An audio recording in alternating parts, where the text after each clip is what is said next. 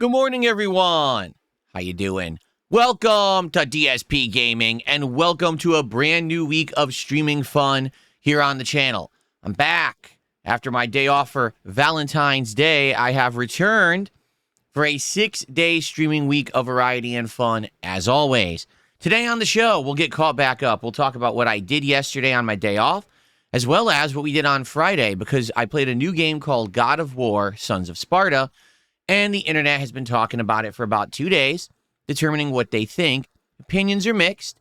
I'll give you mine, and we'll determine what we're going to do about it moving forward. But in addition to that, we've got a great week coming up. Quite a lot of continuing projects this week, but a brand new thing coming on Tuesday, of which I have an update. I might be getting my virtual boy early. Ooh. And we'll probably be finishing a playthrough this week, meaning we may or may not have time to squeeze something new in. We'll talk all about this, all right? It's going to be a great week. I hope that you guys are excited, because I know that I am. Everyone, get ready. It's time for the Level 1 Podcast.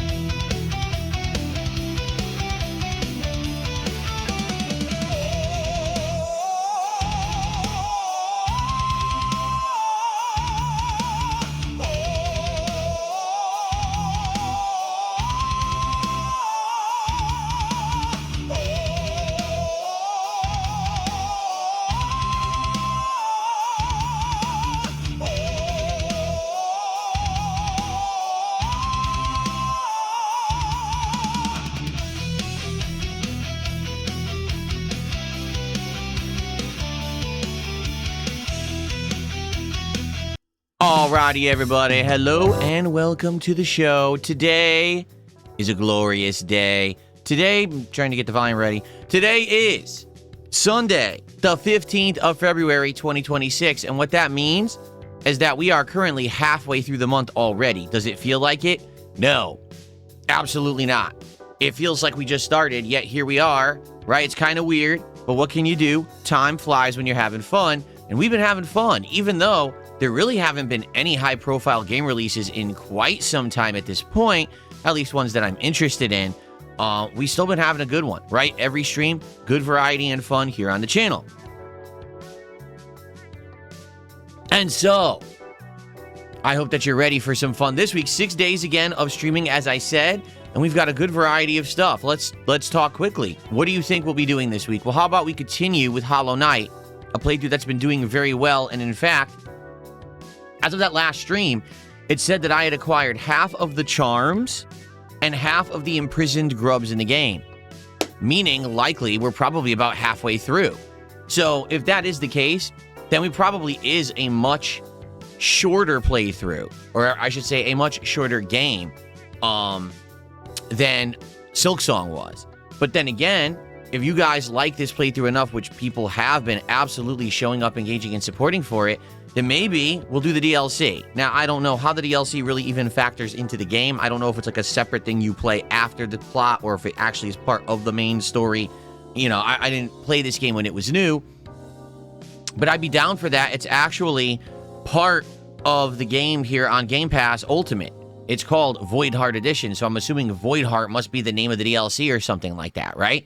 So, we'll see how it goes, but it's been a great playthrough. Right. By the way, shout out to Skilleris, who just hosted with 45 viewers over on Kick. Welcome, everyone. Just started my podcast. Anyone who's showing up, how you doing? Good morning and happy Sunday. If you subscribe to the channel, well, actually, I take that back. If you follow the channel, you'll be able to talk and chat within like a couple of minutes. Okay? Very cool. So, Hollow Knight, doing well. Excited for more. RimWorld. That's one that's a shocker for me. I did not think that RimWorld would work well in my content, to be honest with all of you. I thought that RimWorld would have been like a, give it a look or two and then we're done. But here we are. We're almost 30 hours into RimWorld. it's doing well. This current run that I'm doing, I was doing so good that people wanted me to up the difficulty. So I did. And now we've got very dangerous things happening. You know, huge mobs of invaders are coming and trying to kill us. We've got natural disasters, wild animals, and all kinds of stuff. So, RimWorld has been doing good, even though, I'll be honest here, it is for a smaller but more engaged audience. And what I mean by that is when we play RimWorld, we don't get tons of viewers.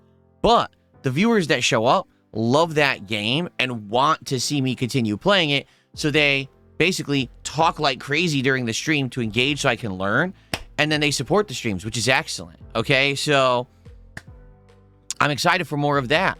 Continuing on with Dragon Quest VII Reimagined. Admittedly, this is the game that right now is just not bringing in numbers. Every time that we play that game, it ends up being very slow. And there's nothing I can really do about it, but there has been enough interest in it to at least keep it in the rotation, despite the fact that it will be my slowest stream in the rotation. As long as everything else is going well, I don't see why we wouldn't continue to play it. You know what I mean? So it's been doing, you know, pretty good in that regard. And more of that coming. We're actually going to finish the game Hellmart this week. The indie game that combines a supermarket simulator with horror. Now, I don't actually know how it's going to end. And the reason I say that, well, number one, I don't spoil myself on games, so I literally don't know the ending of the game or story. But also, what's confusing me is that people say the game's only about 5-6 hours long, and I looked, I'm like, oh yeah, we're like 4 parts in, and if you add the time up, it's about 5 hours. So another stream, we're going to beat it. But my question then is, what's up with the game having so many empty shelves, so many products that I guess, you know, we didn't get unlocked yet? Maybe the game is still in development. I'm not sure. You know, I actually didn't really look at Hellmart. I don't know if it's early access or whatever, but it just seems to me like it's half empty. You know what I'm saying? And it's okay. Listen, if the game ends and it's a good ending, I don't care. But it is weird that the game kind of set itself up to be bigger than it really is. So that'll be interesting to see how that ends this week, right? We're going to be doing the Virtual Boy 2026 launch. To say that is so bizarre.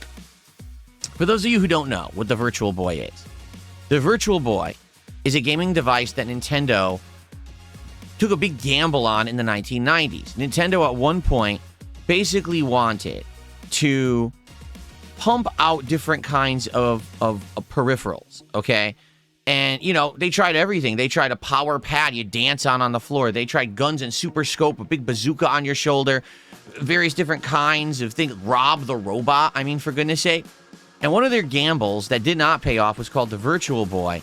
It's basically just a pair of goggles that are huge and red that you would put your face up to, and it would create a pseudo 3D effect with 2D video games.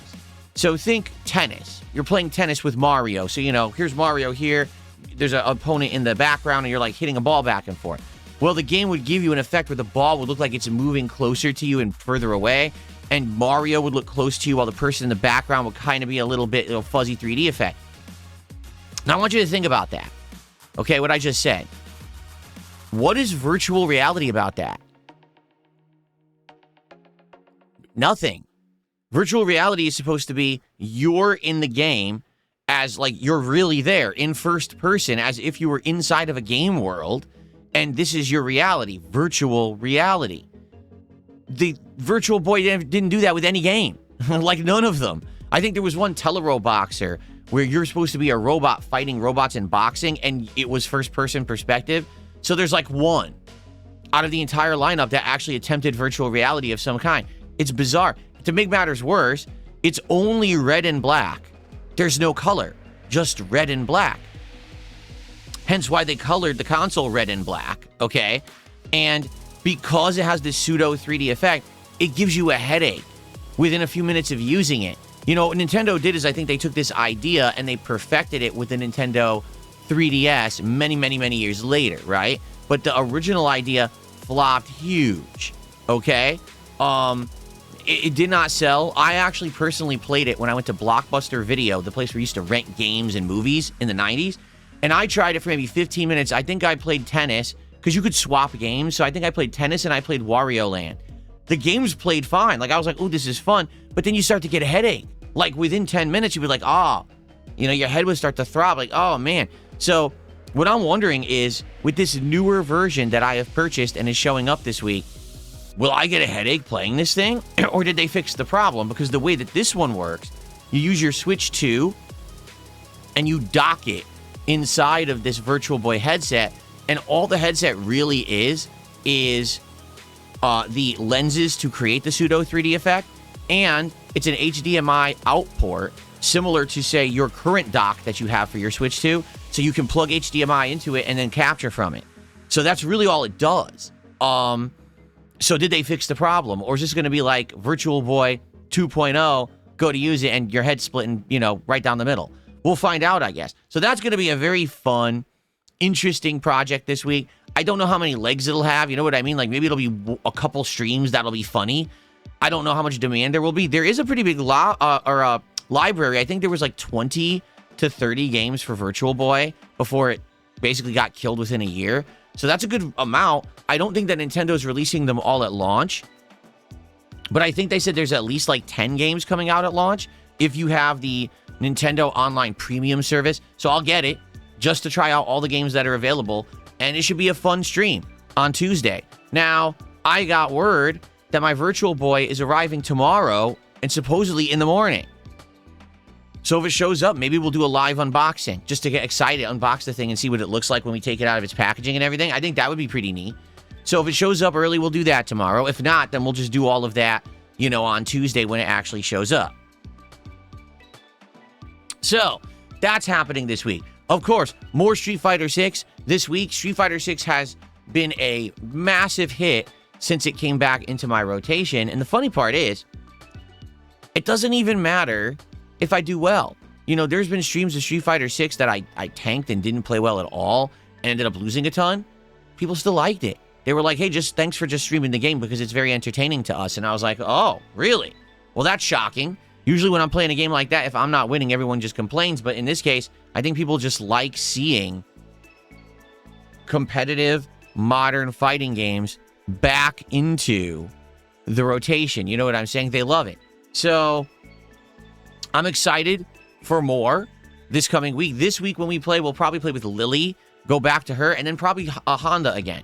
Because those are characters that I used right at the beginning of returning to the game about a month ago. With Lily, I turboed through the diamond ranks and got right up to master. So now when I use her, I'm going to be playing master players. Hooey, that could be a problem. For those who don't know, Lily's one of the worst, if not the worst character in the game. And she's probably going to get bodied by every single top tier character. And then with Honda, actually, this is surprising. He's also considered bottom tier. I played him in master, and I overall won a ton of points. Like, I started at 1,500. I was almost at 1,550 by the end of that first, couple hours. So, that's promising. And maybe doing another major stream like that, we would actually get him even higher. Maybe we can get him to high master, which is 1,600 points. I don't know. To be honest, this game really confuses me. I use Blanca, and I did okay with Blanca, don't get me wrong. But I've actually done way better with the low tiers than I think I have with the high tiers. And I think one of the factors of that is that almost no one uses the low tiers anymore. Like with this game, basically what's happened is everyone who plays it is like I banned the wrong person. Sorry, Rowdy Rodney. I clicked the wrong name because the screen scrolled. I'll unban you here. Because everyone in the game essentially is trying to get easy wins and no one wants to learn fighting games. And I mean that too. Like, I hate to say it, but a lot of these modern fighting game players and communities, they don't bother trying to learn anything about real fighting games. They just learn a pattern that works online. They just copy paste it to try to get cheap wins, but then they never actually understand what the hell's going on in the game. So because of that, you pick a bottom tier, they have no idea how to face it. They're like, oh, Lily, I don't even see her. How do I fight her? And then you just dominate them, and they're just, like, confused. Same thing with Honda. Like, how on earth am I doing better with Honda than any other character when Honda's bottom of the barrel in this game? Because these people suck. It's that simple, right? So, yeah. The good news is, overall, the streams are doing good. People seem to be enjoying them, and they're doing well, so I'm going to keep going. All right? We'll keep it going a couple times a week. Yes, it'll be Friday Night Fights again this week, but we'll probably do it in the middle of the week. I think probably Tuesday-ish. Now, aside of everything that I just mentioned, which is already a good lineup, right? Since we're going to finish Hellmart this week, it means that potentially we could have time for another daytime stream of something. And it might or might not be Virtual Boy. It could be something different. And I was thinking in my head, you know, what would be what else would I think outside of my head? That was a pretty stupid way to say it. Anyway, I was thinking over there in the corner, out of my head, I was thinking, what should be the game that will replace Hellmar, and or if we decide not to do multiple streams of the Virtual Boy, right? And there's a couple good options, I think. Like, option number one is that game Deadlock that we tried during the marathon at the beginning of the month, which is the next new game from Valve. Apparently, it's been in playtest for about a year and a half, which I didn't know. And now I'm in it, and I can play it whenever I want. I liked it. I just didn't know what the gameplay loop was. Like, I didn't understand the like how the gameplay loop worked. Like, what were the minions? What was my objective, etc. I feel like if I learned that, I could actually play it and do better at it and have a good time. So I'm excited to maybe play Deadlock eventually and learn the characters, the wide cast of characters in that game, right? Or on top of that, there was another game we played during the marathon that looks like it would be a much quicker experience, but people seem to enjoy.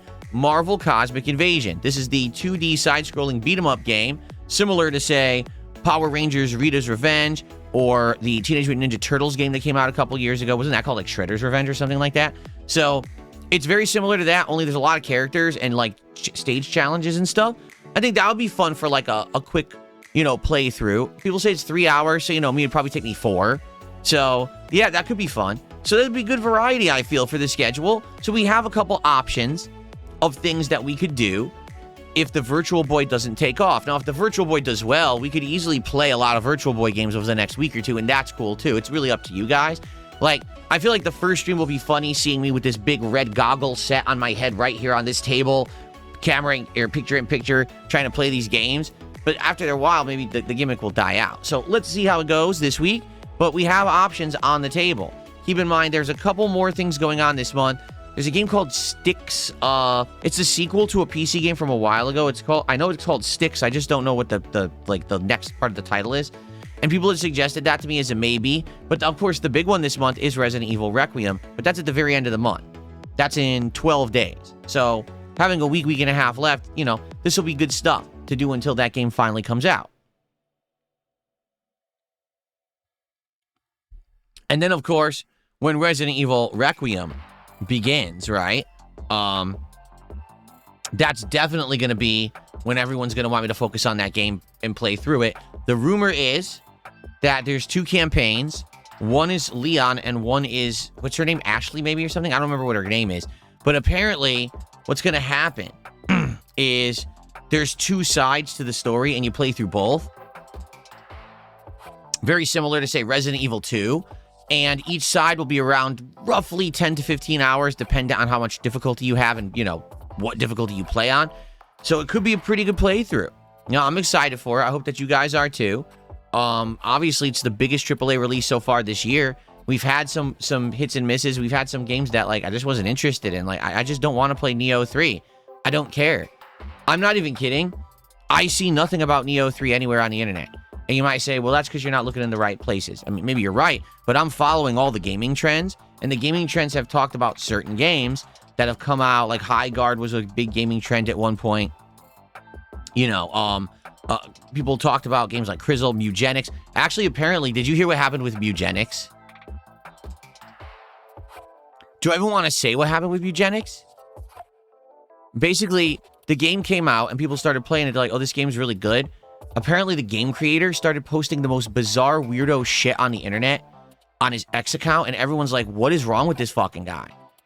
Like, apparently, he posted up something about... Yeah, exactly. He posted up something like, oh, are you aware that the Chris Chan... you know, that the fact that everyone on the internet says that Chris Chan apparently sexually assaulted his mother. Oh, maybe that's not true, and this and that. And people were like, what the fuck is wrong with this guy? Is he nuts? Like, Chris Chan was arrested. He went to jail. He's on record. The crime is on record. He's registered sex offender. What are you talking about? Like, so everyone now is like, maybe we should take a step back from eugenics and not realize maybe this guy's a little fucked up in the head, right? So, anyway, yeah, I don't know what's going on there. So, but I mean, these are the things that are like in the gaming news circle right now. Like I haven't seen anyone talking about Neo 3, and it's funny because you guys say, oh, it's good or whatever. You want to know what it is to me? I think what it is it's another case of Neo 3 came out when literally there's nothing of any high profile or stature out right now. Right? There's nothing at all. Like everyone there's nothing going on. So because of that, people are just talking about the game that came out. Now the thing is, there have been other games, but they're more smaller scale. They're indie games and things like that. You know, Neo 3 was the first one where basically it's a high profile publisher with a big budget and everything. So people are going to talk about it. But in this case, like, I just haven't seen anything about it. It's weird because usually you would. And I'm like, well, I skipped it. I'm not really interested in it. I don't think that's a big deal. But of course, people come to the stream to yell at anything I don't do. If I had played Neo 3 within 2 streams, everyone would have said the game's boring. Why am I playing it? Why am I playing indie games? I know that's what would have happened. I'm not stupid. So yeah, I'm glad I skipped it. I'm glad that I'm not playing it. I'm not interested in it, you know? But we have good stuff in the lineup right now. We really do, okay? The first thing I would like to talk about today is God of War, Sons of Sparta, because I have an opinion on it I'd like to share. I'd like to get your opinion on it, all right? We're going to talk about that. But before we do, let's say hello. How y'all doing? Good morning, everyone. Who do we got today? On the YouTube side, we got Caliban Lecubier. I don't know how you say their name. Von Reginald, Nick, Stewart, Free JT, Cabal, Smugman Jack, Casanova, Banana Jose. Toasty is here today. My Ruin. Butt Fuck McAssface. What a great name. Always love calling that one out. Who else? John is here. Nothing here. 450. I think I got everyone. BRS. Cool. How you guys doing? And then on the kick side, we got Eddie Chill. Here's the deal. Leopard Style Gecko. Spoons. We got Two Hamster. Omega Trees. Drizzle. Oh no, that's actually a troll. That's a random generated name. Look at that. Get rid of that person. Spamming. Who else do we got? Quantum Inth, how you doing? Edreed, good morning. Starboy, what's up? Free JT has become the first contributor of the week with a gifted membership. Thank you to Free JT for the gifted membership here on the podcast. It's good to have you here. Thank you so much.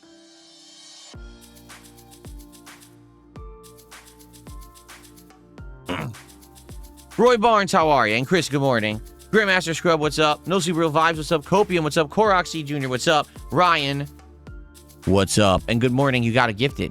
Llama, how are you? Good stuff all around. Okay. Would I mind at the chat? Oh, you want me to type in the chat here? There you go. Now you can quote me or yes, you can respond to me in the kick chat. Excellent.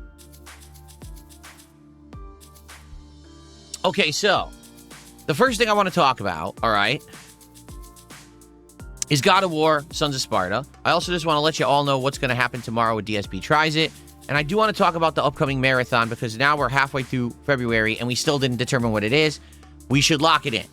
I really want to lock in this idea so that way we know what's coming up, everyone knows what to expect, and we can get people to show up for this event rather than not knowing what's going on. Okay? Shocks, good morning. How are you doing, man? Good to see you. You tagged DDPGaming instead of DSPGaming, which is why I didn't see you. Roy says he just beat Dragon Quest 7 and he even did some post-game content. It took 43 hours. It's an amazing game, a remake with everything that Dragon Quest 11 had. Cool. That's good to hear. Like I said, I'm loving the game. Sadly, I know JRPGs don't get a big audience, so I don't get a big audience for it.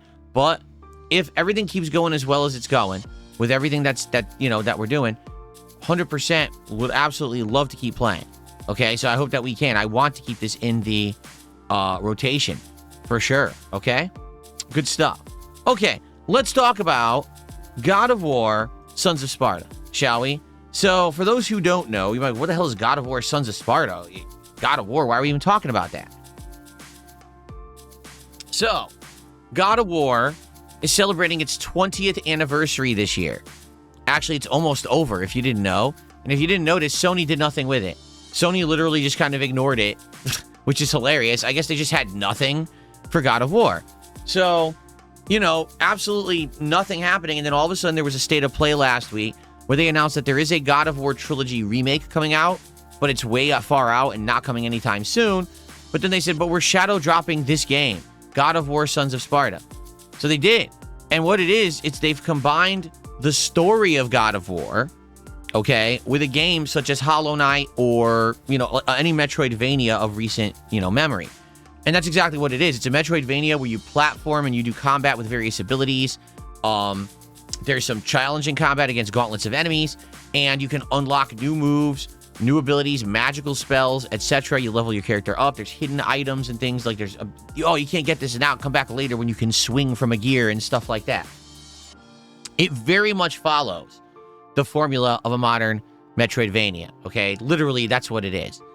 But it is definitely dividing the gaming landscape. And when I say that, I mean, there's people who are actually quite upset that this game exists. They're like, you know, we keep saying that they don't need to make giant AAA big budget games. We'd like them to make smaller games so that way maybe they could have more releases in a franchise more frequently. I mean, right now we had God of War 2018, and then God of War, when was Ragnarok? Like 2022? Now how long do we have to wait for the next one, right? It's taking forever. So, hey, it's a good idea to have maybe smaller games in between, right? Great. So this one comes out, and now the entire gaming community is like, wow, this game, why did they make it? We're very upset. So what it is, if you don't know, it is a prequel, okay? This is not modern-day Kratos. This isn't even Kratos from the PlayStation 2 era. This is Kratos as a kid. Him and his brother, Deimos, I believe. And it's a story of them as they were becoming Spartans, as basically teenagers. So they are gaining abilities, leveling up, and it's supposed to be prequel lore. And yes, it's actually supposed to be a canon to the story. Like, it is in line with the rest of the story of God of War. The thing is, it plays absolutely positively nothing like God of War in any way, shape, or form. It doesn't feel like a God of War game. And even the design and the gameplay elements and the atmosphere are nothing like God of War. You know what I mean? Nothing. It's not. It's very much a different tone.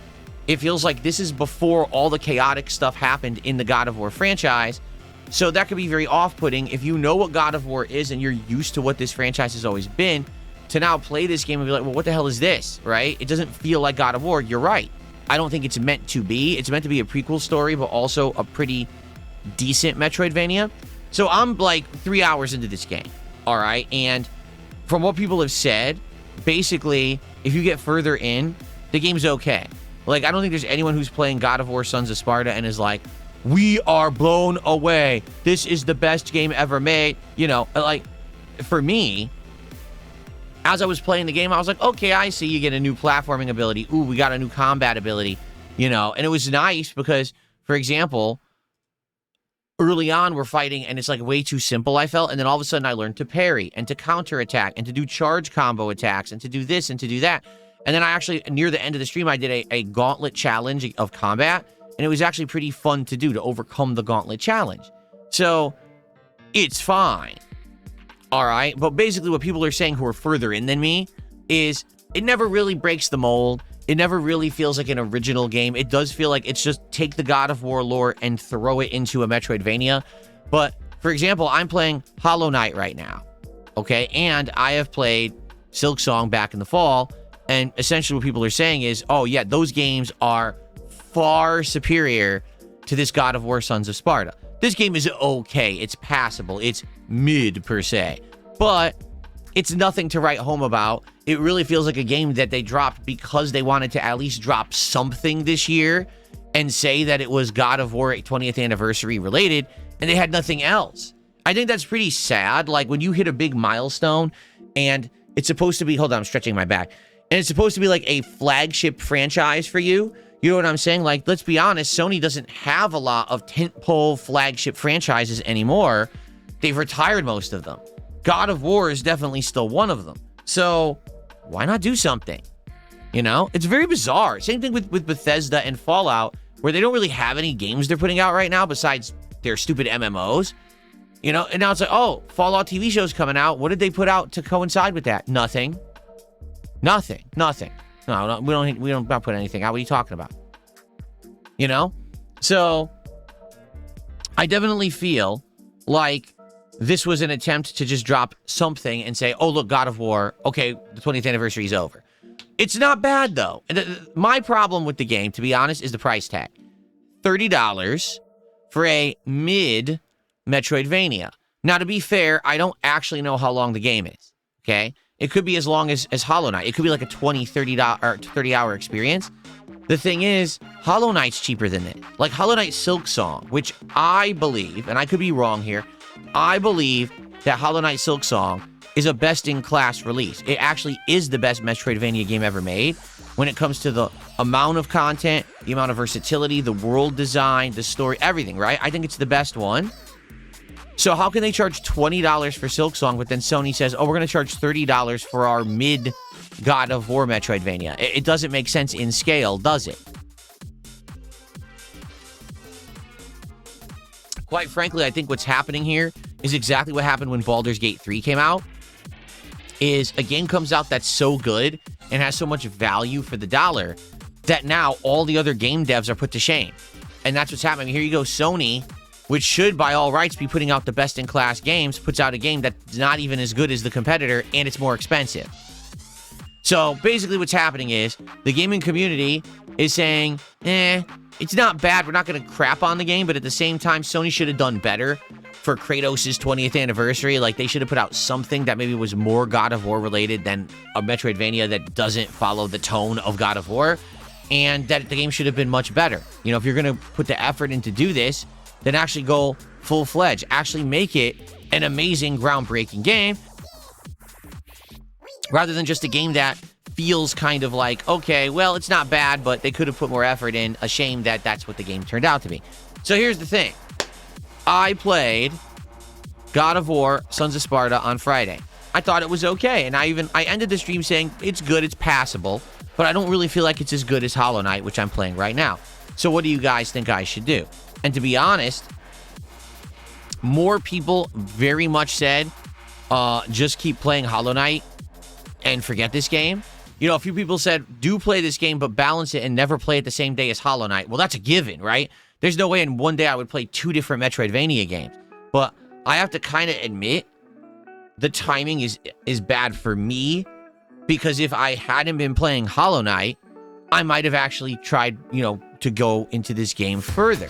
But I think that's the problem, is I already have Hollow Knight. So because I have Hollow Knight, what am I going to do?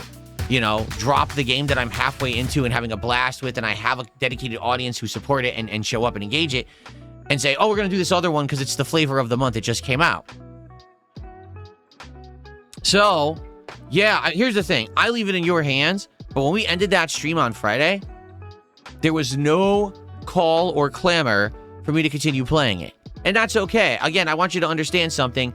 2026 is going to be a very different year than previous gaming years. And what I mean by that is because I'm doing so well, thanks to you, we can buy a game like that. Try it for one stream, give it a go, and if it doesn't work, it doesn't work. We don't play it again.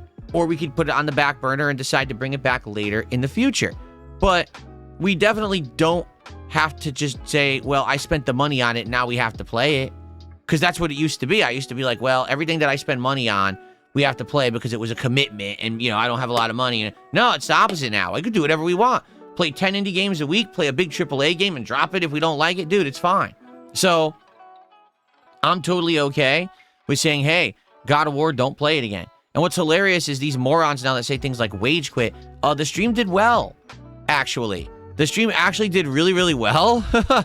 And, you know, you might say, well, you might want to continue that playthrough because the stream did well. Yeah, but at the end of the stream, everyone was telling me they didn't want to see it again. You see? That's why I don't think that we should. So you guys let me know what you think. I would like feedback. But in general, after having played it Friday, it didn't seem like there was desire to play it again. And so therefore, I'm not in any rush. Okay? Today we're playing Hollow Knight. I think that makes more sense. It makes more sense for us to play Hollow Knight, a game that everyone's enjoying and wants more of right now, than to force feed you a God of War Metroidvania that not everyone's too crazy for. Okay? Cool. Let's do some quick shout outs. We have Free JT Money, who did a $2 super chat and says, come on, guys, let's support Phil. Thank you to Free JT for your support this morning.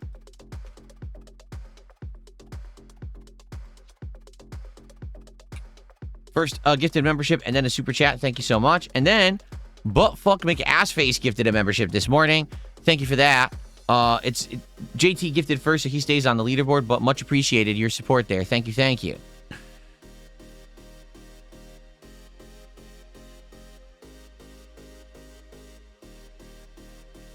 Sorry, I was clearing my throat. Okay, so that is what's going on. All right, and I hope that you guys like what it sounds is coming up this week. It should be a good variety of stuff coming up. I hope everyone had a great Valentine's Day. It was yesterday, and this year, it luckily coincided with my day off for the week, so I could spend the entire day with my wife, Kat, and we had a great day. Now, admittedly, it wasn't like a stay at home and relax and, you know, kind of sit around with roses and candies kind of day. To be honest, we wouldn't have done that anyway because we're trying to get out of eating sugary foods. We're trying to be healthy. So it's like we're going to sit here and you know, eat chocolates all day anyway, which is not what we wanted to do. We ended up having a very busy day out where it was half kind of running errands. Like, for example, we had to go grocery shopping, and we decided, and you know, now we kind of regret it, to be honest, but we decided we were just about on the level where we need to do a Costco run. We're running out of all the commodities in the house, you know, paper plates, paper towels, toilet paper, you know, cleaning supplies, the things that make sense to go buy them at a place like Costco, a wholesale retailer, so that way you can save a ton of money, right? And we're like, man, this is a tough decision because if we don't go this week, within a week or two, we're going to start to run out of stuff. And then we're going to be like, do we rush out then? And we decided together, we're going to go to Costco. Terrible idea. Number one, it was a Saturday, and Saturday is probably the busiest day of the week for Costco. So it was absolutely packed to the brim with people. And on top of that, being Valentine's Day, for some bizarre reason, everything was busy. Why would you go to Costco specifically on Valentine's Day? Do you think that they're going to have better roses or a bigger thing of candy for cheaper? They don't. Just a spoiler, that Costco is a wholesaler that sells you items in bulk. How many thousand roses do you want? You know, it didn't make sense. Like, it was packed to the brim with people. I'm like, why are there this many people here on Valentine's Day? It's bizarre. So, but we did get to do what we wanted to do there. We did fun stuff too. We went to a few different places. We actually got some stuff for the house, like houseware stuff. And you know, like my wife picked out a whole bunch of stuff for the kitchen, like new utensils and stuff that we need because ours are all beat up and worn out from her cooking so much. So we got a whole bunch of new stuff there. You know, just kind of went a few places we haven't been in a long time. You know, we had a really good dinner, seafood dinner, which was very nice. Nothing fried, but boiled seafood, a boiled seafood dinner, and it just cooked in like these, you know, flavored sauces or whatever. Oh man, and, you know, shrimp. Oh, the boiled shrimp was so delicious, absolutely good stuff there. So we had a nice dinner out. We did. We came home. We relaxed a little bit at night, but we had a very hectic, long day. Like we were out almost all day doing stuff. So it wasn't like, oh, it's Valentine's Day and we stayed home and relaxed in the dark with aromatherapy candles and we fed each other chocolate-covered strawberries while, you know, no. We you know, that's the thing. Like for me, when I have a day off, I try to, you know, got to do a lot of stuff on that day off, right? Because it's kind of the one day a week I have off. Now, the good news is this year that is changing. This year, I'm having more days off. Last year as well, right?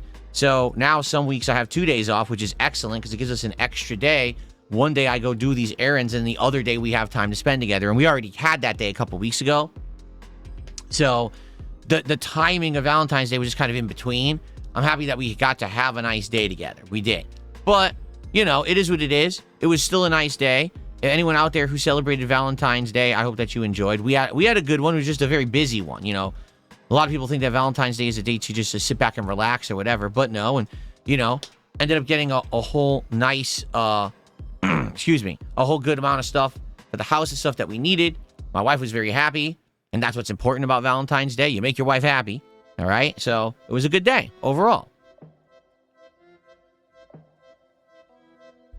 Quite frankly, I'm happy that we got to do something because there's been years where things were a lot worse. Like I've been telling you guys, this last couple of years have been much better for me because you guys have been so awesome, positive, and supportive. So because of that, we can have a good day rather than, oh God, it's another day I have to work because, you know, we're freaking out about money and stuff like that. It's not. It's the opposite. You know, you have to be relaxed and do some good, fun things together and not have to worry about the money aspect of it. So that's excellent. Thank you for that, guys. Okay. Well, I'm trying to think, out of all the topics that I wanted to talk about today, like what else is coming up to? Is there anything? Oh, that's right. 2 quick updates. Okay, update number 1, we're going to do DSP Tries It tomorrow. And I know that sounds fast because we just did DSP Tries It on Wednesday. If you remember, if you haven't seen it yet, we did DSP Tries It Crumble Cookies, which is a gourmet dessert bakery. And it's a chain here in the United States, for those who don't know. We bought 6 big cookies, and my wife and I have been kind of just nibbling on them over the week. Like, I had a few of them last night, just like a bite of each. Yeah, so this week, we are going back to food again, regular food. We're going to go to IHOP, International House of Pancakes, and I'm going to order breakfast for dinner tomorrow, okay? So, yeah, I know, that seems like it's coming quickly. It is. It absolutely is.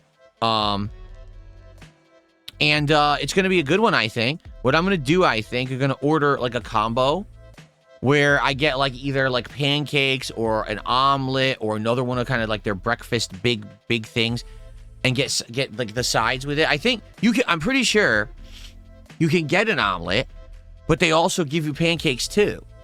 So maybe I could do a combo like that where you get, like, a big-ass omelet but also pancakes on the side so I could taste both.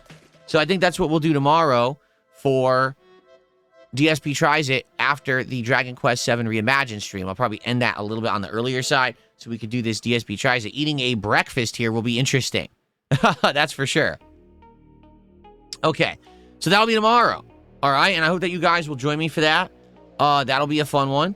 Now, the only thing that we need to figure out and lock in at this point, because everything's going well so far this month, we got to figure out what to do with this marathon in early March. It's a retrothon. We've determined that.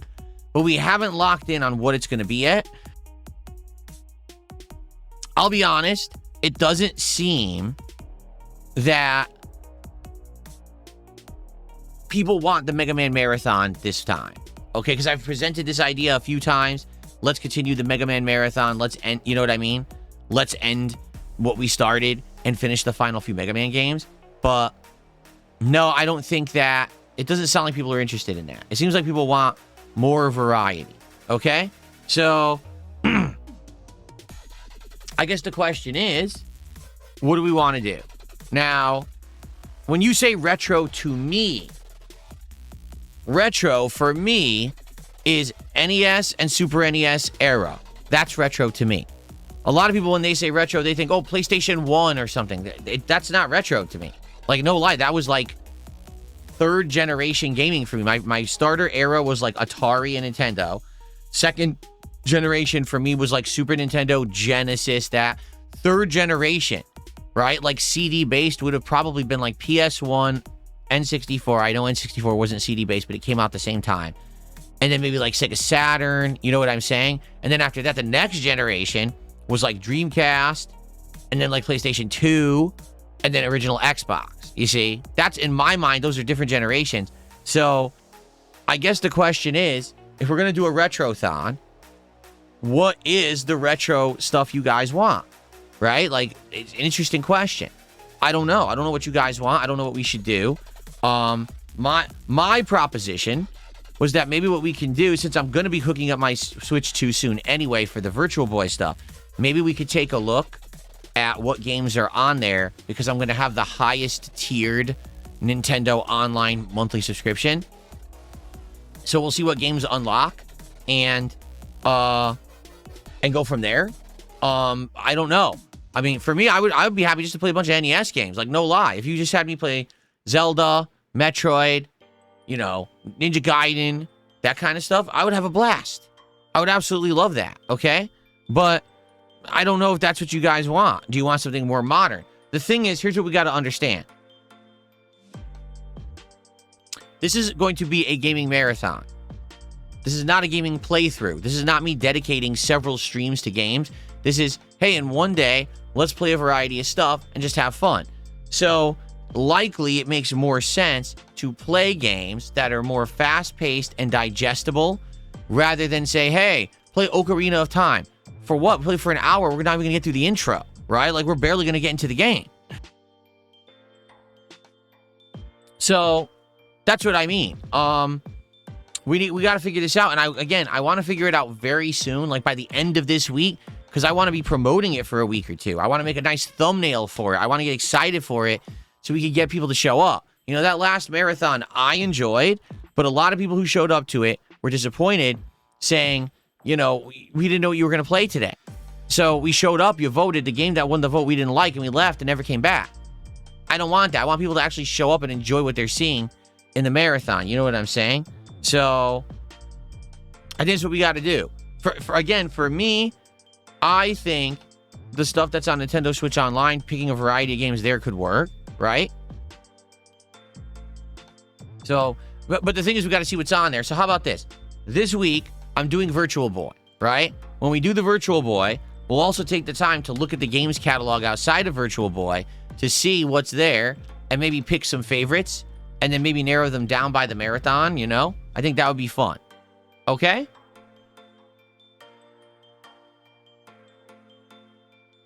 Good stuff. Okay. Excellent. All right. That's what I had to talk about today, folks. So this is a more chill, laid-back show. What I'd like to do is now open the show up to Q&A. I'm going to type here in the chat and let's see what you guys want to chat about. Tag me and let's have some back and forth before we get started with our gameplay of Hollow Knight today.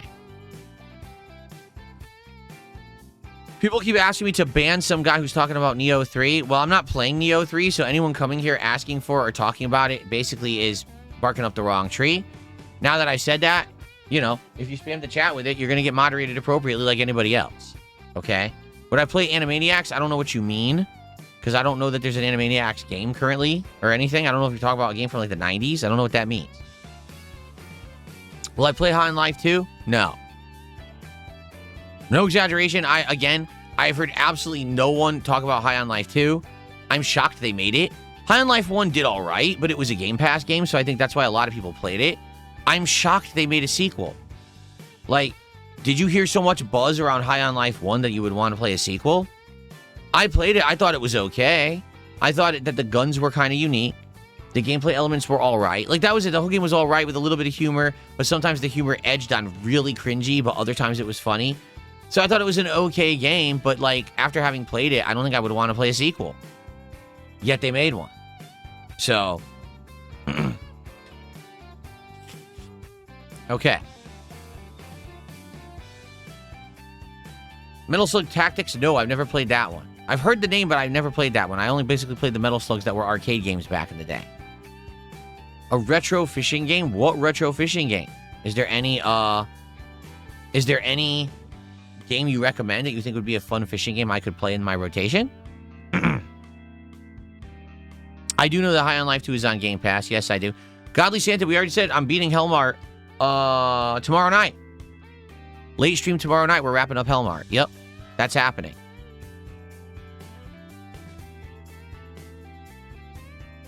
Am I planning on doing a podcast with Wings? No. It's like I've said, I'll say it again. I have no problem with Wings of Redemption, and I would consider doing something with him. Notably, I think a podcast setting where the two of us talk about topics and stuff would actually be a really good show. He doesn't seem to be interested. You know, I've offered him to be on this show or whatever. He doesn't have a consistent schedule. He doesn't respond to DMs regularly. There's no way to work with the guy. So I don't know what else I could possibly do. He's basically unmanageable. So if his life were to change and become better, right? And if he were to able to have a set work schedule, if he were able to respond regularly and be more professional, then I would work with him. But how could I possibly do anything? Like, for example, right now, let's say someone said, Phil, we'd like to see you do a co-op playthrough of God of War Ghost of Sparta with wings. Okay, how? I don't even know how to contact him right now. If I DM him on Discord, he probably won't respond. If I show up to his streams, it's hard to get his attention, and they're in the middle of the morning. Like, how exactly would I do that? I don't even know. To be honest with you. I don't even know. So, it's that simple. The ball will always be in his court. If he changes and can become a more structured guy who is actually reachable for projects and things, absolutely. I would have no issue working with the guy, but that actually has to happen, and it hasn't happened yet. Okay? Cool. All right. Any chance of an earlier stream of RimWorld anytime soon? It's morning here when you're streaming it. When I first played RimWorld, we did it as a night stream to test the waters. I wasn't even confident that it was going to do well. All right?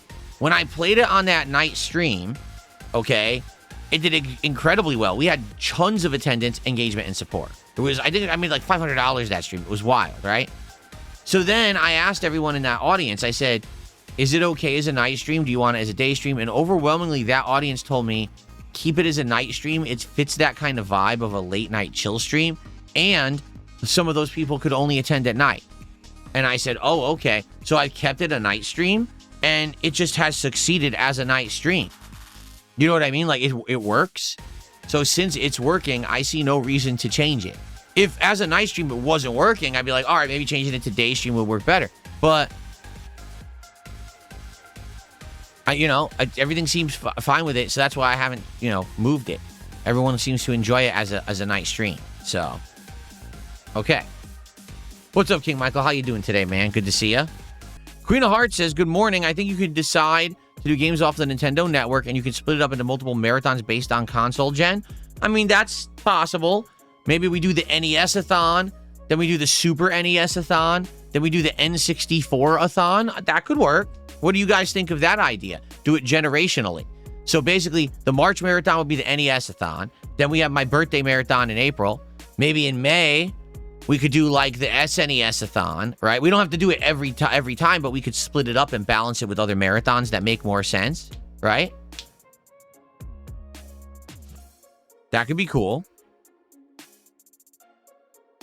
I'm good, Big Mac. Thank you for asking. I'm in good spirits and ready to have a fun new week with all of you here on the channel. I'm excited.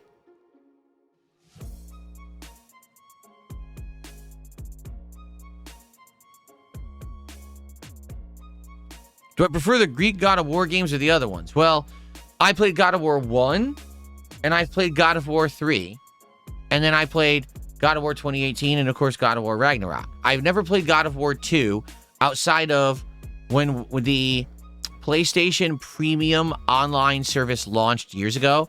I got it for 1 month to test the cloud, and I actually played God of War 2 over the cloud, and it seemed playable. It was a little laggy, like it was a little bit delayed, and the graphics were a little bit fuzzy, but it seemed passable. Like you could play the game on there if you really wanted to, and didn't have access to it in another way. So, that's it. I've never done a playthrough of God of War 2. People over the years have asked me if I would, and I said maybe. But it's just that. It's just a maybe, and there hasn't really been that much demand for it.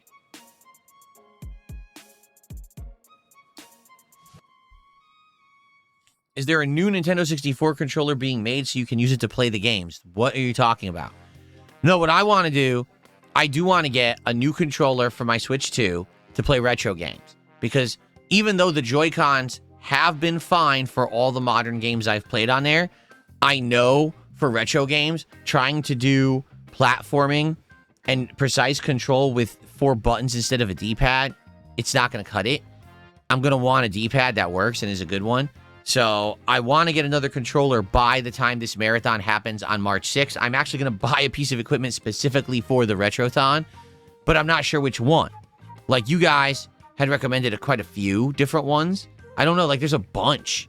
So I think what we'll have to do one of these days, perhaps, is take a look at what's available on, like, Amazon and make a choice based on feedback, and then I'll have one.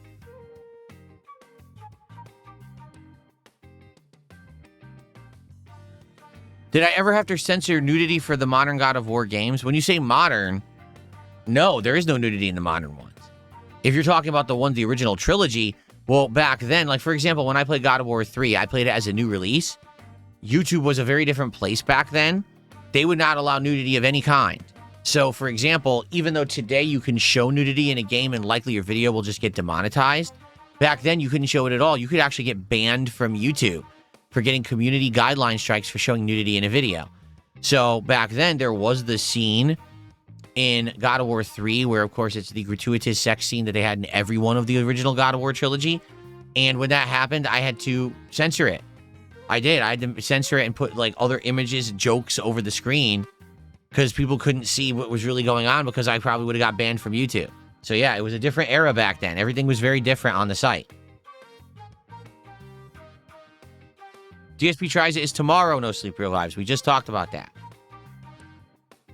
No Romeo Must Die? No. Like I said, Suda51, there was a time in my content creation career, the first several years, like the first 5 years, let's say, where I was a lot more irreverent. I was trying to appeal to like a more immature teen audience, lots of sexual commentary, lots of, racial jokes, that kind of stuff, right?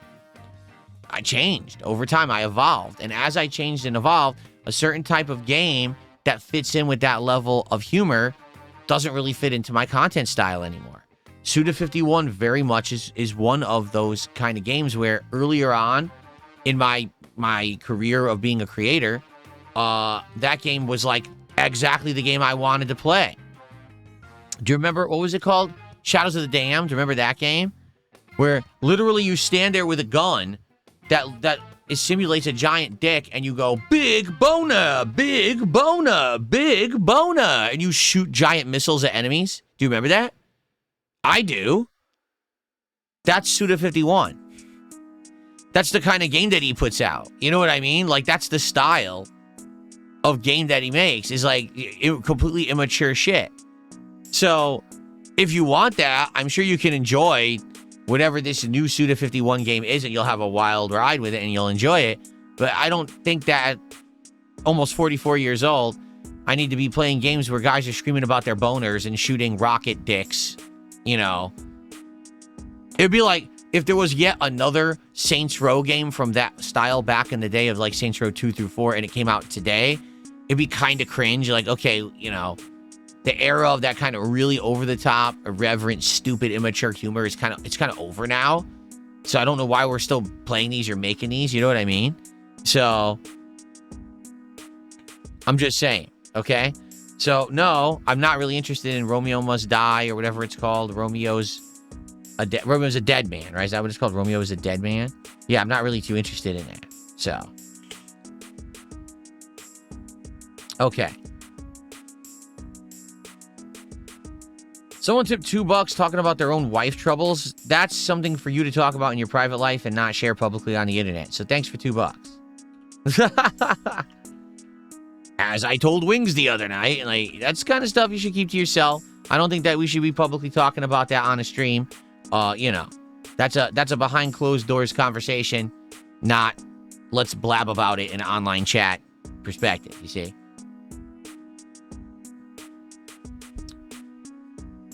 There you go. Okay. We did have a great Valentine's Day, and I've already explained everything we did on this very show, so click the rewind if you want to go check that out.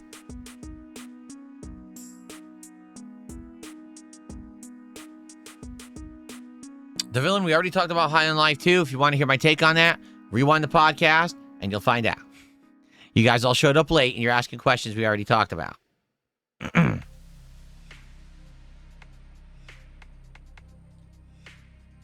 This is great. Speaking of that call with Wings, why could we hear what sounded like ice clinking inside of a glass? Gin and tonic? No, that's your retardation talking. There was no drink at all. I was in bed, and I got out of bed and walked across the hallway to this room and was literally just sitting right here talking on the phone. There's no drink in here. Maybe you heard a fan or something, but that's your stupidity. Sorry that you're dumb.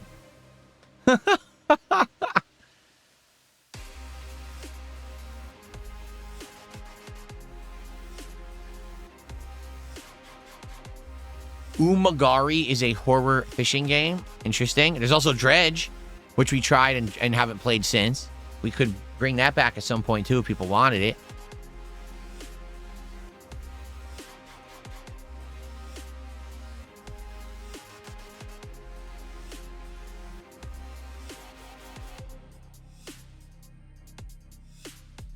No, exactly. People person says, I know you mentioned you may consider Metal Gear Solid 4 because the new collection's coming out, but I must remind you, you never redeemed Metal Gear Solid 1. A way better, again, by the way, much more balanced. Sad Volume 2 doesn't include Metal Gear Acid. How would I play Metal Gear Solid 1? Did it finally release for modern consoles and stuff? I don't know if it did. If it did, I would consider playing it again in the future. Just, you're right, there hasn't been demand for it. Yeah.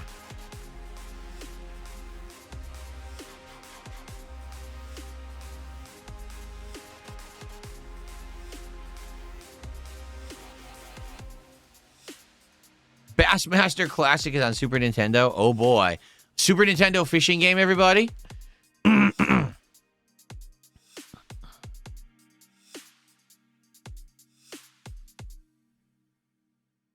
No, I'm still not considering Dispatch. If I wasn't interested in Dispatch when it came out, I wasn't interested in Dispatch after it got attention and popularity. I wasn't interested in Dispatch after you guys asked me to play it for several months. Chances are I'm probably still not interested in playing Dispatch. You know, just saying.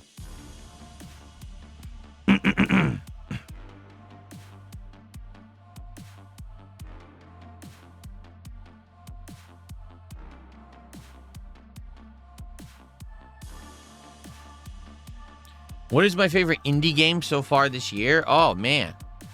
That's honestly a tough question. We played some good ones, right? Here, let's take a quick look.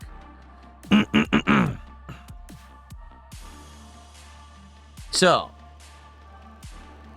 on all the indie games I played so far this year, what would be considered indie? Well, we had RimWorld. We had, obviously, Hollow Knight.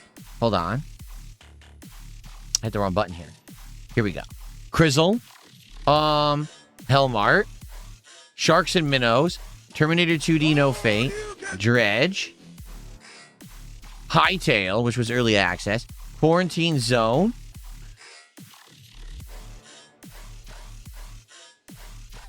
I also did play Tainted Grail Fall of Avalon, which was kind of like late December, I guess you could say. All right.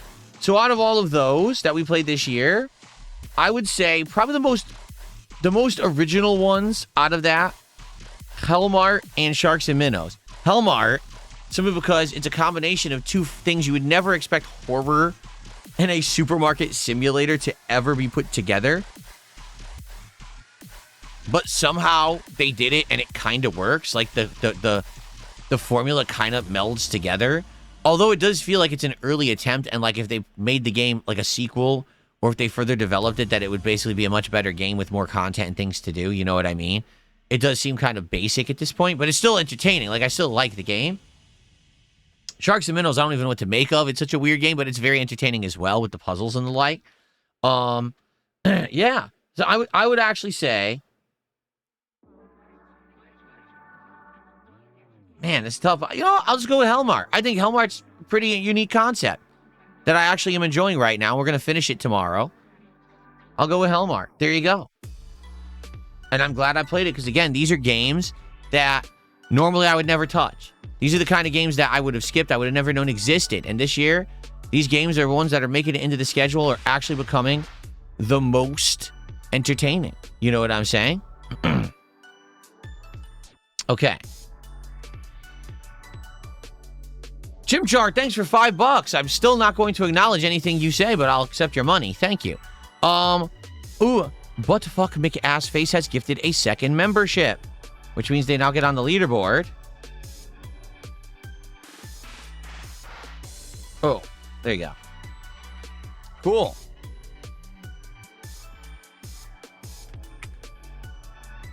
Very nice. Thank you for that. I appreciate that. Is my hand bigger than my face? Yes. Look. See? My hand is much, much larger than my face. It's crazy. I have giant, freakishly large hands. Look how big they are. They're much larger than my head. Pretty crazy, huh?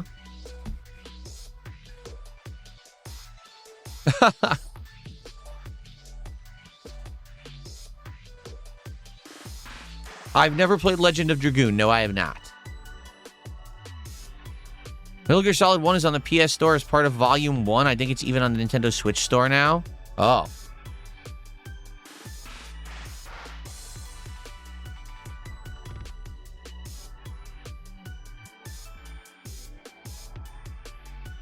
Would I play a remaster of Blue Dragon? If they made one. See, Blue Dragon is a very fun game. However, it actually had a few graphical hiccups on the Xbox 360 where it would chug along in certain parts of the game. The graphics couldn't really be handled by the engine at the time. If they remade that with graphics such as Dragon Quest VII Reimagined, I think it would be pretty awesome. The game itself plays like a very modern game. It doesn't really need to have the gameplay tweaked, but I think if they had a graphic overhaul, yeah, I think that could appeal to a modern audience, particularly an audience who just played Clair Obscur, right? I think it would be a fine game for people to check out. The one bummer about Blue Dragon, it's a one-off experience and always will be. Like, they're never going to make a sequel to that. And that's disappointing because the game is actually really good. And when I beat it, I was like, oh, I would hope that they actually do continue this. Maybe it could be a franchise. You know, I think they did make an anime of it at one point, but it was just the story of the movie. Excuse me. The story of the game made into like an anime-style show. But I feel like that could be a cool universe to develop further. You know, Akira Toriyama-style art, great writing, amazing music. I mean, it's the freaking composer of Final Fantasy that made the music, for goodness sake, right? So, that's why it's so good. But it's actually disappointing that it was just the one and done. And then they never continued anything with it whatsoever. Yes, Lost Odyssey, again. Anything that Mistwalker made at that time was so good. And I think that people just kind of, it was criminally underrated because it was all Xbox 360 exclusive. Like, you couldn't get Lost Odyssey or Blue Dragon unless you played it on 360. Now, of course, they ported it to the modern Xbox consoles. They're still not on PC for some reason. But yeah, like, I really wish the games became more mainstream and get more respect. In a world where Clair Obscur just won Game of the Year, those games could actually shine and get tons of actual attention. The problem was we weren't at that world yet when those games came out. You know, they were more niche games on the back burner of the Xbox 360 library, even though they were outstanding. And that sucks. They didn't really get the attention they deserved, in my opinion. All right, guys, what else would you like to talk about today on the show? For the record, if you're here enjoying the Level 1 podcast, because a lot of people are, we actually have pretty darn good attendance today. If you could give the stream a like, that would help a ton, and I would very much appreciate that. Everyone who does sit here and engage and support the content, thank you for that. If you could support the stream in some way, whether becoming a member, a super chat, gifted memberships on the YouTube side, whether maybe some subs or gifted sub or some kicks on the kick side, or maybe a tip via PayPal, all of that would be greatly, greatly appreciated. Notably, right now, we have not gotten any gifted subs yet today. We have not gotten any kicks yet today. It would be nice to get some. Just saying. Okay. Rose Diamond says, any other franchises you wish had a new installment like American McGee's Alice? Oh, yeah. I want Infamous to come back.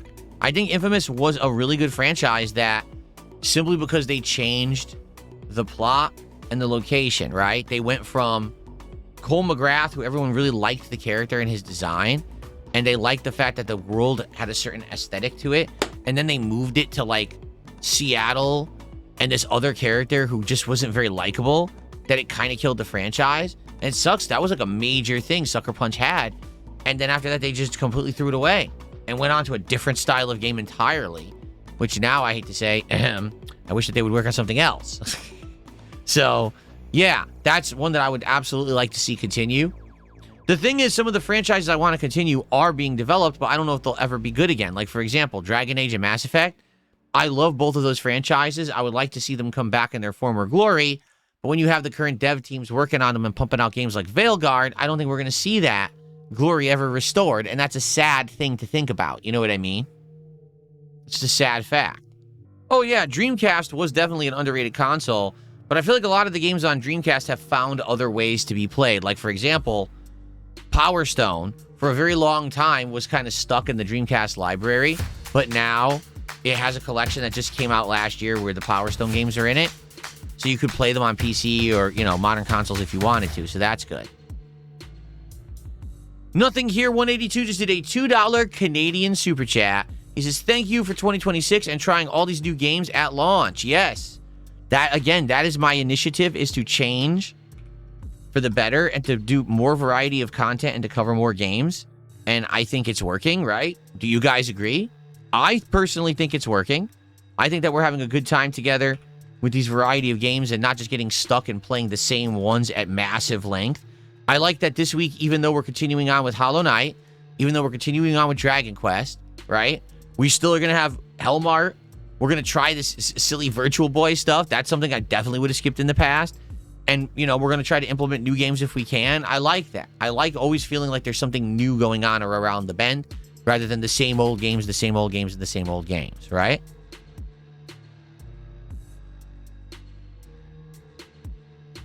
Okay.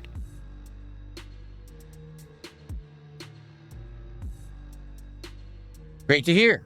Nothing Here says it 100% makes the channel more exciting, mixing in these new games with other classics. Yeah, I agree. And you know, sometimes, sadly, I just have to listen to the feedback and I have to bite the bullet. Like, for example, I'll be honest, I liked playing Call of Duty that last session. I actually did so well. I was kicking ass because I have my new setup now with all my new equipment, low input delay, and I was tearing through people with this LMG that didn't need to reload. And I was getting high kill death ratios every game, and I'm having a ton of fun. I look, and the audience hates it. The audience is like, this game sucks. This is so boring. I'm like, oh. That's disappointing to me, you know, because sometimes I like something, and it just doesn't resonate.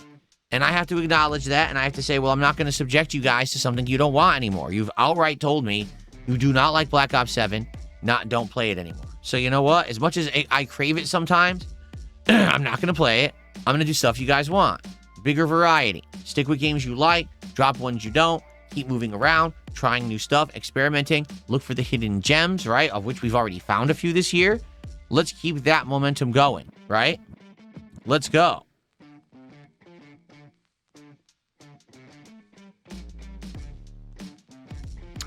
Have I seen the Joy-Cons that look like NES controllers? If you're talking about the actual NES controller for Switch 2, yes. But last time I checked, they're sold out. You can't get them anymore, which sucks because I actually was considering them at one point, but you just can't even buy them even if you wanted to.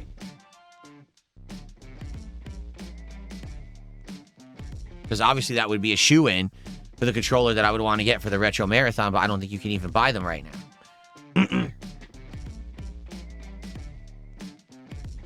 King Michael, I was not here on Saturday night.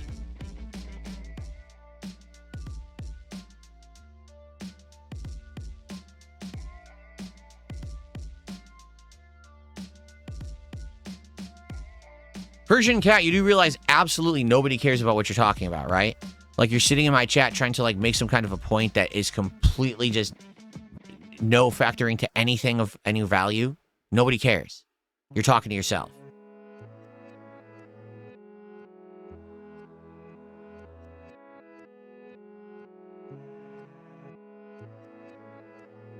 Which vest is Banana Song best?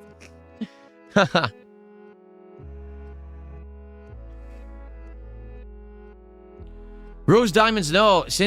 Basically since I became a full-time streamer, I do not play games off stream. All right? Before I was a full-time streamer, when I was an offline content creator, I would play games off video often. So, for example, let's say I was playing, I'm trying to think of a good example here. Demon's Souls, okay? It's my first run ever of Demon's Souls. Obviously, I'm not good at it, but it's a game that I want to be able to make progress in whenever I record. So what I would do is I would do a day of recording Demon's Souls, upload the videos, and then that night, off camera, I would grind in Demon's Souls for hours. I would have something going on my PC to watch, like a YouTube video, or, you know, even back then, I think I had TV through there or something like that. So I would have it going over there, and then, you know, on my main TV, I would have the console running Demon's Souls, and I would actually grind and play the game. And the thing is, I liked the game enough that that repetitive gameplay loop of running in and mastering the level and killing the enemies to grind for the souls or whatever wasn't boring to me. It was actually entertaining because I would do that while doing something else, and it was fun to do. And similarly, there were times when I would actually play like fighting games and stuff off camera. In fact, infamously, one of the times I did it, I was drinking, okay? So I was drinking, playing fighting games online, and that's when Maximilian Dude faces me in Marvel vs. Capcom 1 ages ago and beats me because I'm drunk. So I can't even execute combos and shit. You know, I didn't record it because I was drunk. But he records it and uploads it to his channel. Oh, look, epic fight against Darkside Phil. I was like, oh. Of course, that's the one that gets recorded and shared. Not when I'm sober and I could probably whoop everyone's ass in the game. That's what ends up getting uploaded, right? So, oh, and for the record, I challenged him to a rematch years later, which he never responded. I then actually found out he wanted to do it. This is what I was told. I can't confirm this. Supposedly, Max wanted to do the rematch, but all his people advised him against it and said, oh, if you do anything with Darkside Phil, it's going to be negative for you because of trolls and haters. I'm serious.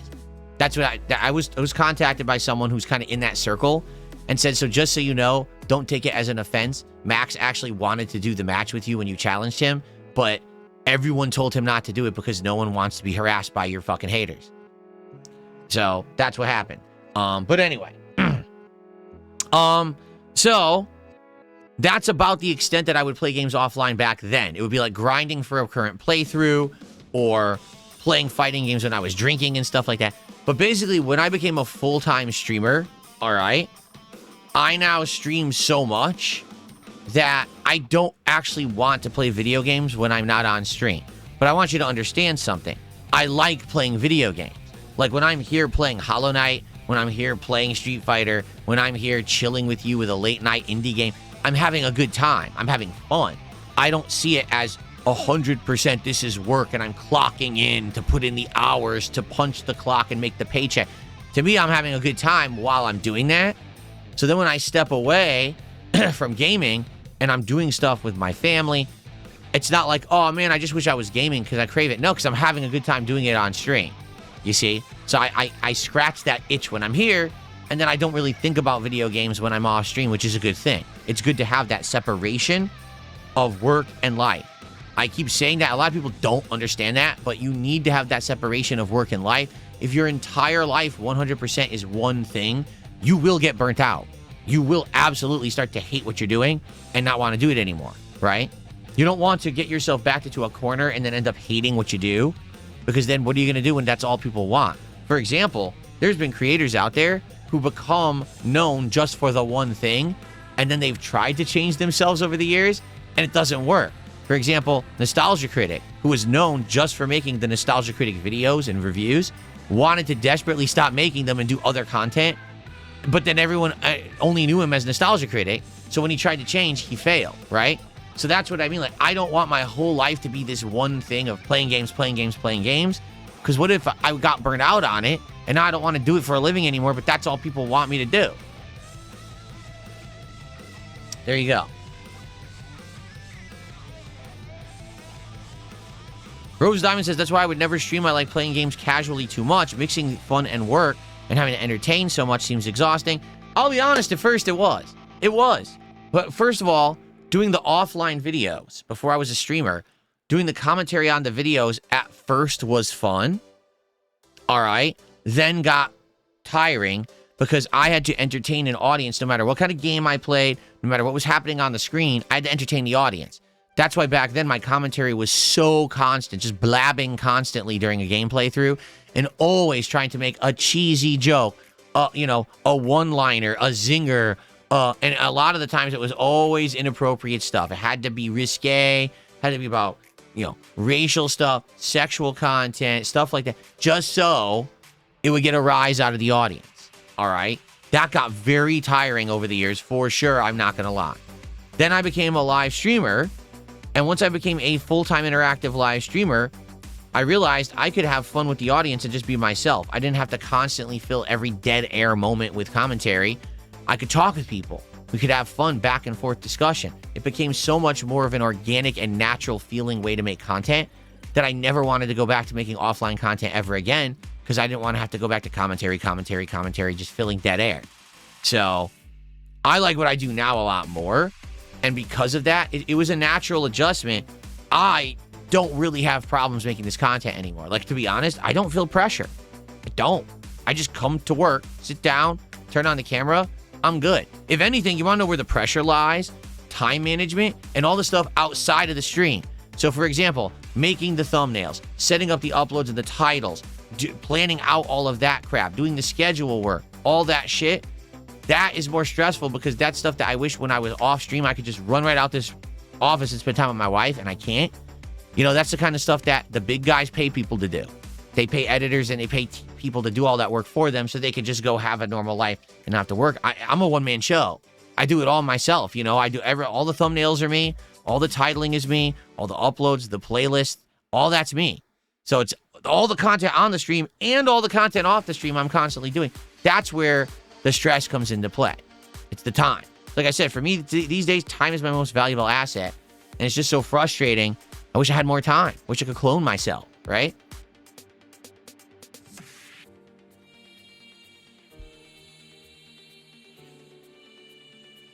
Hey, it's like I said with Metaphor. People are asking me about Metaphor now. With Metaphor, that was a game that I absolutely wanted to play badly. And I think it would have been Game of the Year contender or more, honestly. But people didn't want to see it. I played it, how many streams? 3 or 4 streams of the demo before the game came out. And by that 4th stream, no one even showed up at all. I think we were like I'm not even kidding. I think it was like 150 viewers. And that was before I was co-streaming? Or that was when I was that was when I had just started co-streaming. That's right. And 150 viewers, no one talking about the game, no one supporting the stream. I'm basically playing it for myself at that point. Like, why am I streaming? I could be streaming anything else on this stream. You know what I mean? So I said, forget it. And that's what sucks. Like, I hope that things can change. That maybe one day I could just play whatever I want, but we're still not there. You know, we're just not. Maybe one day. No, the metrics I use are variable, but the metrics I use to judge a playthrough if it's working well is attendance, engagement, support. Attendance is just the raw viewers. Engagement is how many people who are actually on that stream are enjoying what's going on and actively and positively interacting with it. Because you could have a stream with 1,000 viewers, but they're all trolls being dicks and they're not positive people, so who gives a shit, right? And then, of course, support would be how many people are contributing to the stream. So all 3 of those factors come into play when it comes to judging if something is good enough to continue as part of my streams.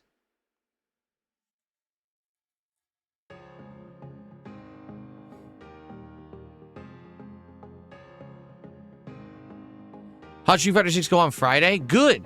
We started with Blanca and it started off rough. By the 2nd hour, I kind of hit my stride, got into the groove, started doing things again, got better execution, and overall, I won more than I lost. The problem was the first hour was a really bad start, so I feel like if I play with Blanca again, I'll do a little better.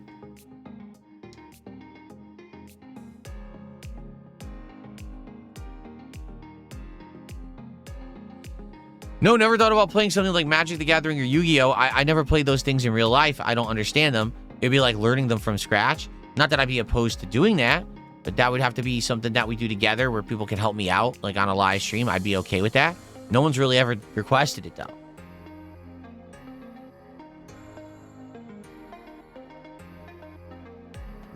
Oh, excuse me.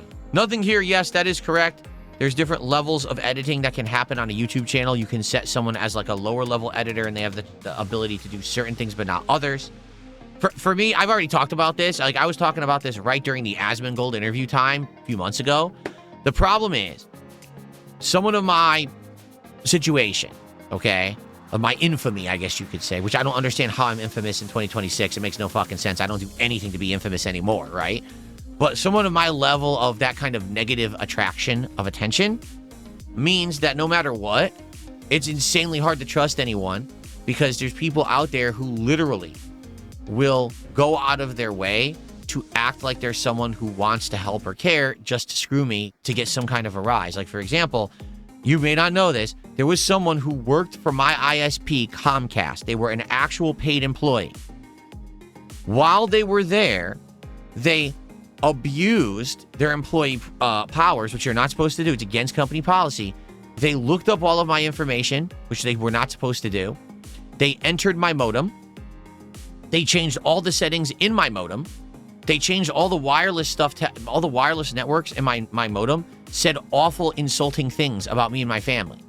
Like one of them, I'm not even kidding, was like, Phil is a pedophile. That's what they said. Phil Brunel is a pedophile. They made a wireless network in my neighborhood say that. So anyone searching for wireless network says, what's this? Okay? They would sit there, and when I was live streaming, they would hit the reset button on my stream so that I couldn't actually stream. It's like you would think, oh, am I getting DDoS attacked? No, someone's sitting at Comcast hitting the reset button on my stream.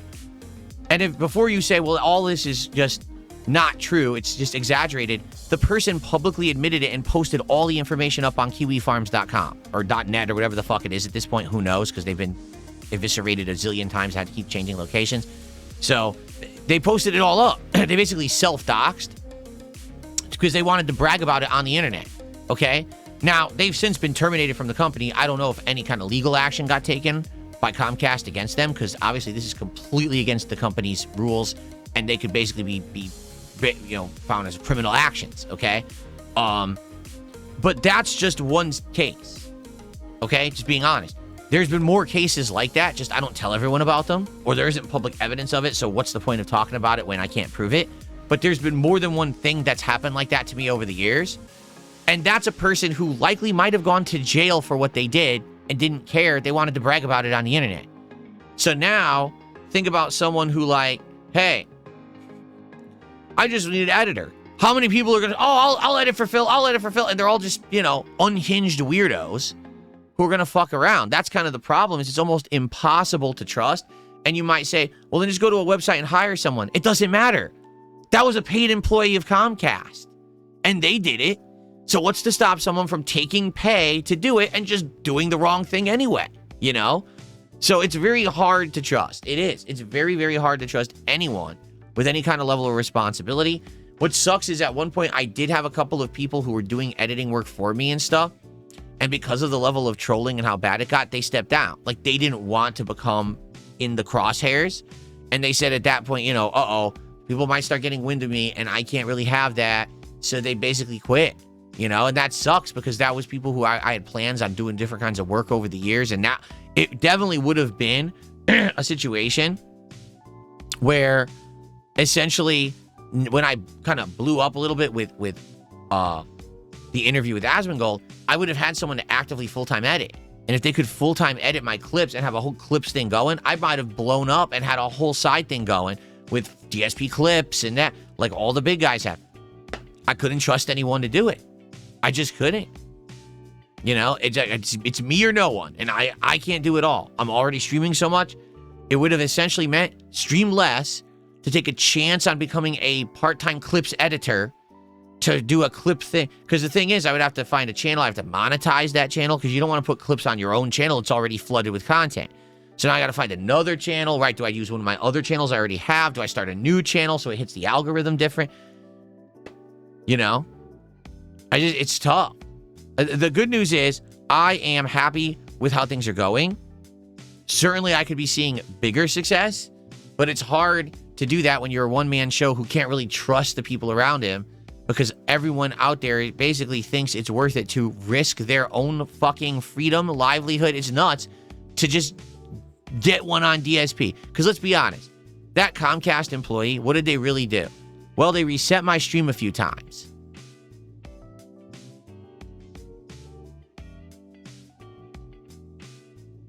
So did they really stick it to DSP? Did they shut me down? Did they make it so that I can't work? Did they ruin me? No. They're just a fucking idiot. I mean, that's the level of person who would troll someone on the internet like that. They're idiots. Intelligent humans would never do that shit. You understand?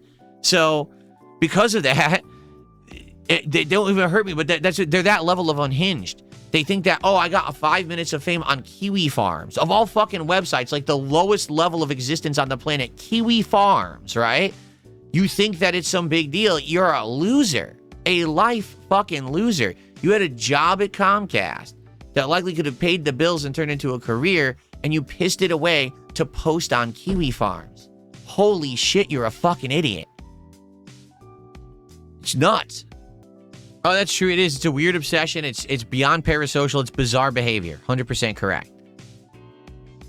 Am I still interested in Wolf Among Us 2? Sure, why not? I would still play it. Nothing here says, dude, I didn't know that about the Comcast guy. I wouldn't trust an editor then either. It sucks. You would have to save so much time. Better to do it yourself. Exactly. I mean, all it would take... That's one story. I'll give you another quick story. I had a moderator Just a chat moderator. This wasn't anyone who had any kind of other permissions. They were a chat moderator for me for over a year. This was someone that was regularly showing up to my streams and acting like a nice person, being friendly with the community, befriended a bunch of people in the community. People liked this person. So then they offered to become a moderator. I made them a chat moderator. They were then a chat moderator for over a year, and they never did anything wrong. They always were a good moderator for my content, okay? One morning, I get panic messaged by a moderator. This is many, many years ago, back when I was still on Twitch, okay? I get panic messaged. So, Phil, I just want you to know, I caught something that's incredibly alarming, all right? I went into the chat bot today because back then the moderators had access to the chat bots. They could actually put commands in. They could do all kinds of fun stuff with them, right? So I found out that overnight, someone logged into the chat bot and changed all of your commands. They literally all now say the N-word or things that are like insanely disgusting. So anyone who triggers a command today is going to have a bannable offense in your chat. On top of that, they added new commands that are detractor memes. So this moderator overnight went into the bot and changed it all to get you banned off of Twitch. And I was like, wow, who was it? And they said, this person who literally was a nice person in our community, who had befriended everyone in the community, and no one would have ever suspected it was them. So obviously we banned the person, we removed them from moderation status, we fixed the bot. Come to find out, the person was a fucking detractor all along. They had catfished my community for almost 2 years. They had had insanely long conversations with people in my community pretending to be a person they were not. They had an entire fabricated life story that they made up to try to catfish my community to see if they could get me banned from Twitch with this bot one day. Like, this was their end game of this long con that they had been running. And it's like, what are you talking about? Right? You're insane. Like, what? That's the kind of shit I deal with. So that's what I mean. It's, you know what they say, that this is why we can't have nice things? This is why we can't have nice things. This is why I can't have the editor to do this content so I can have this kind of broken off channel with highlights and fun stuff going on. How many times do we talk about a fun topic during this show, and most people never know we ever talked about it because it never got highlighted, broken out as a separate video that's like a 5-10 minute video and put on the internet? Instead, all my detractors clip it and spin it in a negative way. That's a lie. No one actually highlights the real discussion, and it just gets lost in the shuffle of all my content. It happens like 5 times a week. You know, I'd probably get 10 times more attention on me if the positive stuff would be clipped and highlighted for fun conversation. But yeah. Yeah, I mean, yeah, at this point, I've been doing this for 17, now 18 years, and I could definitely do an insane, like, fun book. I could write a book. I could do a video series outlining these kinds of crazy stories that are all true, that, you know, it would blow people's minds. 100%.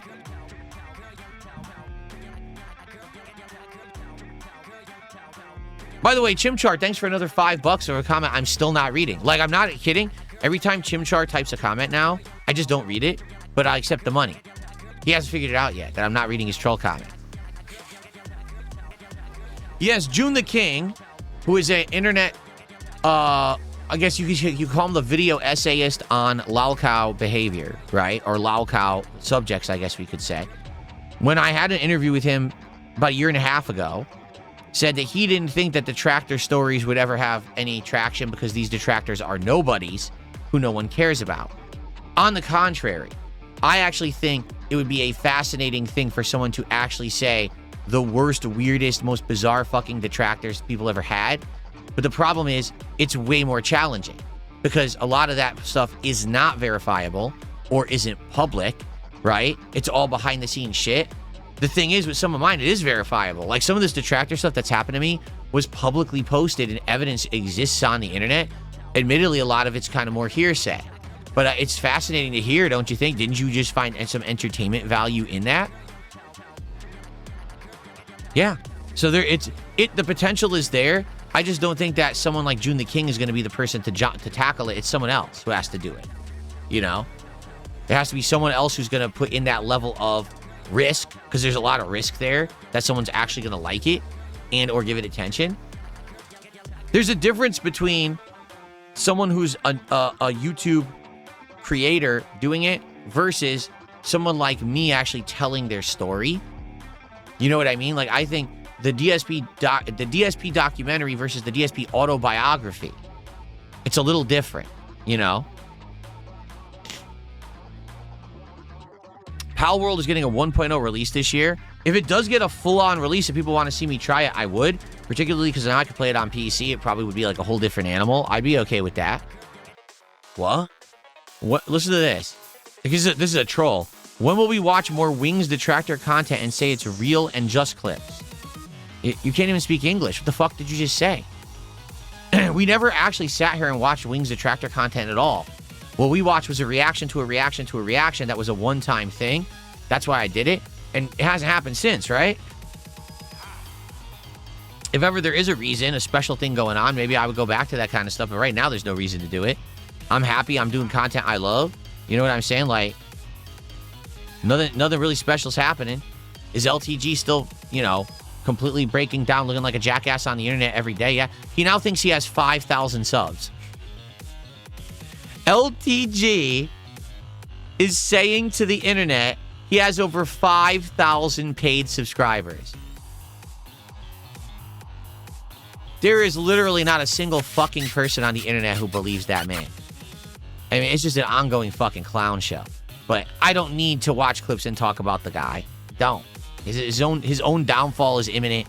He's a self-destructive person. It's going to happen. He's a fucking weirdo. Vassild, how you doing, man? 1313 super chat. And he says, I'm looking forward to Hollow Knight today. Me too. I'm very excited to continue with Hollow Knight this afternoon. It should be great. What? Could I react to a full Wing stream if you haven't already off screen? How would I react to something off screen? What are you talking about? For your next chill stream, look into Motor Town. What is Motor Town? Never heard of that. This is hilarious. Seal Gamer says, no, it's verifiable. LTG does have those subs. You're such an idiot. This is so funny. LTG joins Kick. Okay? LTG immediately, when he joins Kick, gets ridiculous amounts of subs, which is also what somehow happens on Twitch and somehow happens everywhere he goes, right? Just magic subs appear. Within a month or two of streaming on Kick, Kick told him, you scammed us. The subs are fake. We found out about it. Pay us back.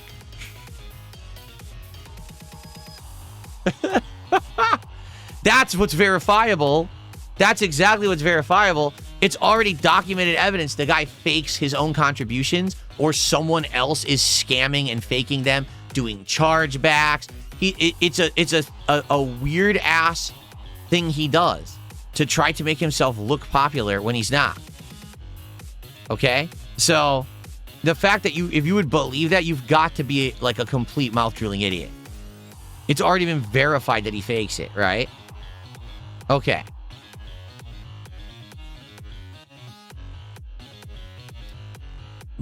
Someone tipped $1 and says, if a DSP movie is made, Burt Reynolds or Chris Hemsworth would compete for the lead role to play you. Burt Reynolds is dead. And Chris Hemsworth is not interested. He's busy. But thank you for the $1 tip. Okay. Okay. What else we want to talk about, or are we good for today?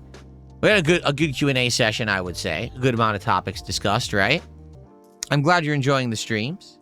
There you go. Instead of people saying who would play me in a movie, well, we actually should say, who would I play in a movie? I would play Ricky Gervais in a movie. There you go. I could be Ricky Gervais. Absolutely, I could. I could get a British accent, you know. There you go.